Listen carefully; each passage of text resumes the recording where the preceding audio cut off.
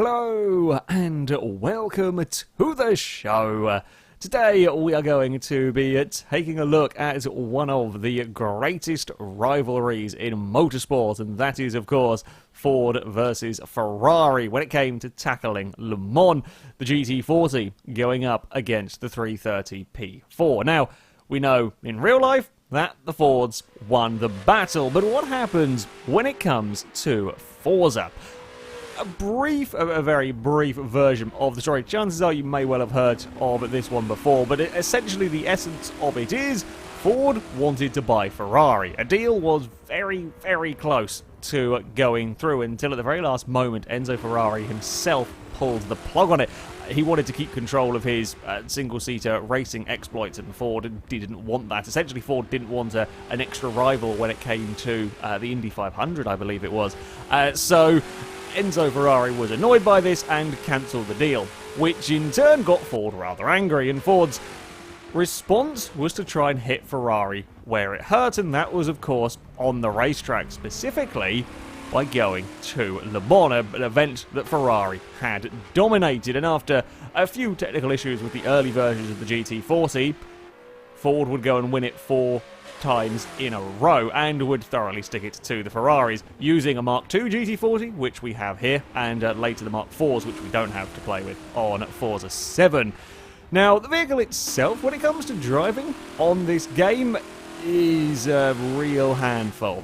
It is a real handful. It has some 480 horsepower, weighs about 2,700 pounds. Top speed will be over 200 miles an hour. Very, very long gear ratios, of course, designed for the incredibly long straight at Le Mans. The gear ratios can be a little bit of a problem when it comes to the tighter corners, the tighter circuits. The biggest issue of all, though, is by far and away the suspension. I would call it jelly suspension, but that would be being harsh to jelly, quite frankly. It will often wiggle around the front end, up in the air, wheels not touching the ground, unable to really carry a huge amount of quarter speed. It's a wildly unpredictable car. It is fast, of course, do not get me wrong. It is a very fast vehicle indeed, but it is very, very unpredictable. On the other side of the fence, we have the Ferrari 330 P4. Now, with the generations that we have in Forza 7, it's a 1966 Ford. We have got the 67 330 P4, and in 67, I believe from a bit of research, that by then Ford were using the Mark IV version of the GT40. So there may be a little bit of a discrepancy. I don't know how much the 330 changed between years. There may be a slight discrepancy. This is the best, though, that we do have to deal with when it comes to Forza. Of the two cars, I think the GT40 is the better looking. They're both designed incredibly for straight line speed. They're both designed to be as streamlined, as aerodynamic as possible. But I have to say, I do think the GT40 is the nicer looking of the two. That being said, when it comes to the driving, the Ferrari is considerably better. It isn't quite as powerful as the Ford. It has just 450 horsepower to the Ford's 480 odd. However, the Ferrari is considerably lighter. It's under 2,300 pounds. The power to weight ratio in this is significantly better. Top speed is slower in the Ferrari, but only marginally. And what it lacks in top speed, it more than makes up for in cornering. Because this corners, while it is still a little bit soft and still a little bit roly-poly through the turns, it is nothing in comparison to the Ford. It's, let's face it, not exactly that much of a surprise when you consider how old the car is, that it isn't going to have the most high-tech of suspension and so on, but far, far superior to that of the Ford. But naturally, we would have to test them around Le Mans to see which car would come out on top, of course, using the older layout of the circuit, so we do run all the way down that back straight. Off the line, the Ferraris are the quicker car. We have a random grid set up here, but the Ferraris would always beat the Ford away from the line.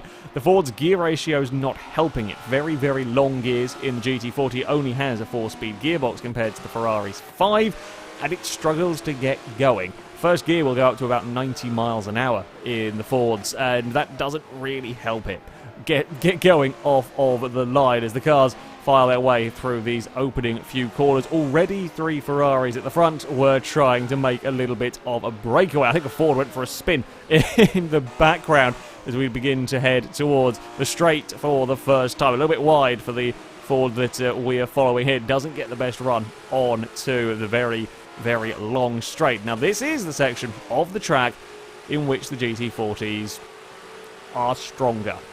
But it isn't by as much as they would want. It isn't by as much as they would need to be able to be, well, competitive with the Ferraris. Even with a poor run onto the straight, the car that we are following here doesn't really lose that much in terms of time to the car ahead. And in fact, if everybody can get organised back here, if everybody kind of gets into a line, they will relatively effectively catch up towards the Ferrari ahead. But that is because said Ferrari is, you know, running around on his own. With 3 cars ahead of him, the Ferrari in the midst of this group is able to keep up with these Fords in a straight line, is able to sit in the draft and keep with these vehicles. It's a glorious sight. I will be honest, seeing this lot racing at just about over 200 miles an hour down that section. And no, your eyes did not deceive you. There was a GT40 doing a wheelie briefly around that corner. That's the Ford suspension for you. It comes to the big braking zone where everybody's got to try to figure out where they can and can't get away with braking. Things did not quite go so well for the car that we were following. A couple of cars going off the circuit, off escaping on to the dirt. 4th place was up for contention. Still, those lead 3 Ferraris were buggering off well into the distance. A couple of the GT40s were trying to put up a fight, and they could down the straights, but as soon as we got to a corner, it was so clearly evident how much better the Ferrari was. You could see Ford, how much it leans, how unpredictable it is as you go through the turns. A big slide from the GT40 and then slight running wide across a sand trap is not what you want. The Ferrari, another Ferrari is going to have a look going around the outside. It's a tough corner to get overtaking done around there. The Ferrari in the end having to get out of that particular manoeuvre. And again, GT40 will be able to out-accelerate the Ferrari slightly, but it is only until the next corner, and then it's sort of panic and hope that the Ford doesn't fall off the road. Yeah, I was driving one of the Fords, and it was very, very difficult. At the front, it was starting to be now a 2-car breakaway with the leaders heading on to the back straight. The Ferraris were massively outclassing the Fords here. In terms of lap time and so on, we were looking at about 3 seconds difference between the fastest of the Ferraris and the fastest of the Fords. And while sure, some of our GT40s were stuck in traffic, the Ferraris were having their own fights down here. They were having their own battles and so on. And yeah, lap time wise, it was never looking like it was going to be much fun for the GT40s. Down this straight, trying to get passes done isn't always the easiest of things. You can sit in the slipstream and keep right with a car ahead, but to get past them, well, you're going to have to go out of that draft, and then you suddenly hit a wall of air and you don't really accelerate. You kind of need a little bit of help to get passes done sometimes down the straight, otherwise you'll just be happy to sit single file. Your best bet, of course, is this braking zone. It proved tough on the first couple of times through here to get things right. A little bit of lockups going on from one of the Ferraris here. It's a long way around the outside to make that particular pass stick, as the car in third can't quite get stopped in time. That's a very, very long way to go around the outside, but does keep the car there, although we're once more going to go side by side. No one's got anybody to slipstream off to draft off down here, so it's going to be a very even drag race towards the next corner. It's another fast turn to be going around the outside for this Ferrari that we ride on board with. They're both kind of sideways through the corner. In the end, Vic on the inside gets a little bit too much sideways, can't quite carry the speed, has to yield by the time we get to the next corner. Yeah, I mean, the Ferraris were having their own little tussles, but the Fords, well, the best of the Fords was trying desperately to cling on to a 6th place here. It was Ferrari's 1st to 5th, with a GT40 trying desperately to cling on to 6th, but unable to carry the corner speed necessary. In the end, a fairly straightforward pass for the 330 through I think the Porsche curves around here. Even with the Ferrari sliding massively At some points, it was still able to carry more corner speed than the Ford could. These very sort of long, fast corners were not good for the GT40's tendency to wiggle the front around up in the air. Now, when the GT40s could get themselves organised down the back straight, when we had 3 of us working together in a bit of a train, well, that would make passing a Ferrari considerably easier. As I mentioned, the Fords were slightly quicker down the straights, and if we were all slipstream with one another and a Ferrari was stuck out on its own, yeah, it would be easy pickings for us. It would be very easy pickings for us. We mugged this particular Ferrari with all of us going different sides, and were able to kind of shoot off past it. But that did require a lot of teamwork from all of us, and we were so far back from the Ferraris at the front. We were making that time down the straights, but lost so much further around the lap. We're going to go too wide into this braking zone as everybody tries to keep their cars on the circuit. I'm in the Ford that the camera is following in this particular battle, trying to get a good run down the next straight, but not a huge amount that I can do at this instance, just sort of tuck back into line. You didn't really ever want to go side by side in the GT40, certainly not with another GT40, because you're never sure what the car was going to do going around a high-speed corner at the best of times, let alone when you were on a wonky line, let alone when you were trying to get the car through a place you perhaps shouldn't have. You just didn't trust the GT40 at all in these higher speed sections, and it would be a very, very straightforward victory.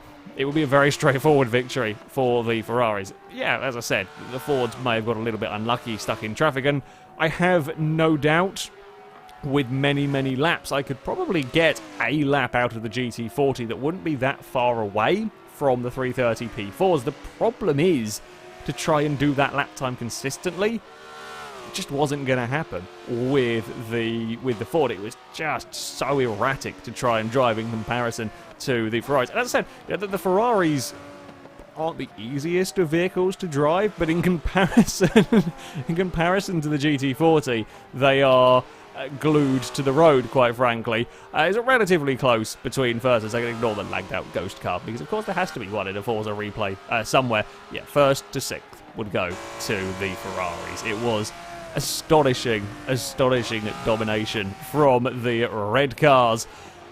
Of course, I did have to take them around our Yas Marina circuit that I have been using for hot lapping. I was curious to see what the difference would be in lap speed, fully expecting the Ferrari to go quicker around here. I mean, this isn't a circuit that you would expect the Ford to enjoy. The car that has really only got the straight line speed advantage over the Ferrari. This is not a massively fast circuit around here. However, there is one saving grace. The big problem corners for the GT40, the high-speed corners, the medium-speed corners, things like this double right-hander that we're going around here, they're the areas that the Ford really loses time. And there is only one of them around this Yas Marina circuit. There's a lot of kind of stop-start corners, and they're not as bad for the GT40. So as we leave from underneath the hotel, the Ford isn't as far back as I was kind of expecting the vehicle to be. Under brakes, I think the Ferrari is perhaps, you have a little bit more confidence in it rather than the brakes being significantly better, if I am honest. As we leave that final corner, certainly the Ferrari is going to get the faster of the two laps. The GT40 was closer, though, than I was perhaps expecting, certainly after its showing at Le Mans.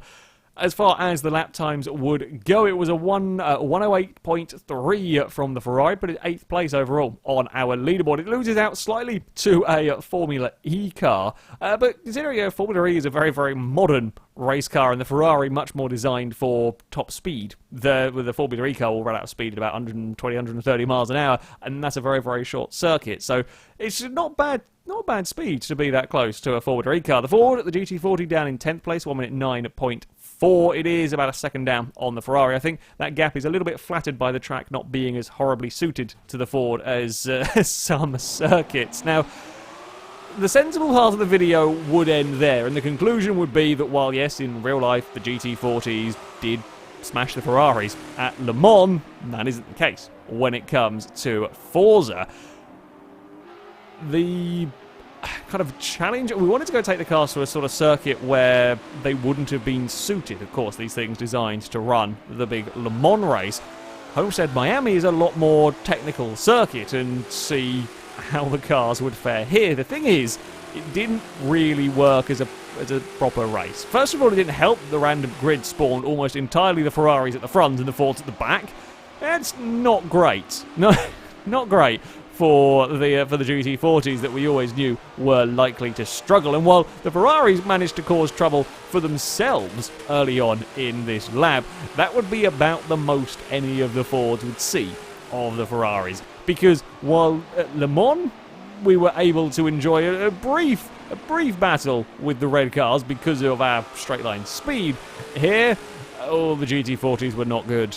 Here, the GT40s were really, really, really not good. It did very much become a battle of honour for the Fords to try and be the first car behind the Ferraris. We couldn't. Even with the Ferraris fighting one another, we were struggling so much in terms of speed that there was nothing that we could do, so we had to settle for fighting amongst ourselves. Now, in that fight, we had some quite interesting rating. The camera here following my particular car. I mean, we ran through the first few corners side by side. Wanted to have a dive up the inside, but neither of us were quite sure where we would be able to get away with under brakes down there. The car on the outside of me pushed it a little bit too far, but did manage to get away with it. He's determined to keep that position, keeps his foot down across the grass. Will manage to recover, though. I was fully expecting him to lose too much momentum down towards this next turn, but he got away with it and could get his car up the inside. It was my turn then to do a little bit of the off-road exploring, trying to get on that power a bit too. So easily done at that corner. It's so many times. And then real disaster would strike for me. I turn in too soon, clobber the curb on the inside that actually spits the back of the car up in the air, spins it round, and it's going sideways across the grass, and the GT40 would tumble and flip and roll through the air. Now, we had turned damage off in all of this, so I was good to get back going into the race. It was a big crash from my vehicle. For the Ferraris, once again, they were having a lonelier race, and it was very much a race that was between themselves. They had no threats. They could fight as hard as they liked for position, and the Fords could barely keep up. A Ford running in clean air against a Ferrari in a ferocious battle, and the Ferraris would probably still be pulling away from the Fords. That's how much the GT40s hated this circuit. We can actually see the 330 lifting up a little bit through that very, very fast corner there, and that's, yeah, nothing compared to what the Fords were doing at almost all of the corners. Yeah, it was a good overtake actually from the car that we were watching here to get up to what was a fourth position at this time. It was very much a two-class race going on here. One amusing thing that we did find with the GT40s is that you could have three different drivers in identical cars going to the same corner and have three different problems all at the same time. Now, as bizarre and amusing as this was, it did actually lead us to have a relatively close battle. This group, for the honours of the GT40s, were having a relatively interesting time. There was a Ferrari, one of the Ferraris that got spun on the opening lap was behind us. He actually said in the chat that he could have passed us relatively easy, but was having far too much fun watching the Fords struggle to get around the circuit to really bother about overtaking. We were not going quick at this stage. We were often exploring and finding new ways to have trouble around this circuit. It made for a highly entertaining battle. Me having to try and get very brave around the outside. That's not a move you want to be doing in these cars. That's a terrifying move to be trying to do in the GT40s. The car up ahead of us went for a bit of an explore out across the grass. Got away with putting that back onto the track. Yeah, we were horrendously slow. There's some wheelies going on from the GT40s as we went onto the banking. Again, 6th place was the highest position any of the Fords had got to, with the Ferraris a long way down the road. The GT40 running in 6th, then got things completely wrong at the high-speed turn, managing to lose the back end. We hadn't seen anybody spin on the way into that corner. The curb that had sort of fired the back end of my car up into the air and eventually led me to roll had caused issues for a few cars, but full-on spins there we had not seen before. He did get recovered and carried on, but yeah, the GT40s was just so uncooperative around here. Even more so than Le Mans. Again, we were, I think, about 3 seconds down per lap on the Ferraris. This is a much shorter lap than it had been at Le Mans. The Fords were not fun. So yeah, it'd be a 1st to 6th for the Ferraris here. We probably had more fun in the GT40s. We probably had more fun fighting over 7th, 8th place with 3 barely in control cars than the Ferraris had for a lot of the race. But in terms of performance, yeah, on Forza 7, these Ferraris are way quicker than the GT40s. Yeah, in real life, maybe the Fords were maybe the Fords were the quicker of the cars. The Fords were the ones that went on to take victories. But in the world of Forza 7, I would much rather be driving the 330 P4.